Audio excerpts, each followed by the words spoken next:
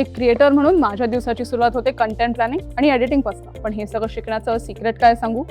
MKCLचा free AI master class. फक्त 60 मिनिटांमध्ये जे मी AIचे ट्रिक शिकले त्याच्यातनं मला स्मार्ट टिप्स सुद्धा मिळाले. जेव्हा मी MKCLच्या सेंटरला गेले माझं सर्टिफिकेट आणायला, तेव्हा मला कळलं की फक्त मास्टर क्लास नाही, तर MSCITचा कोर्स करणं पण तेवढंच गरजेचं आहे.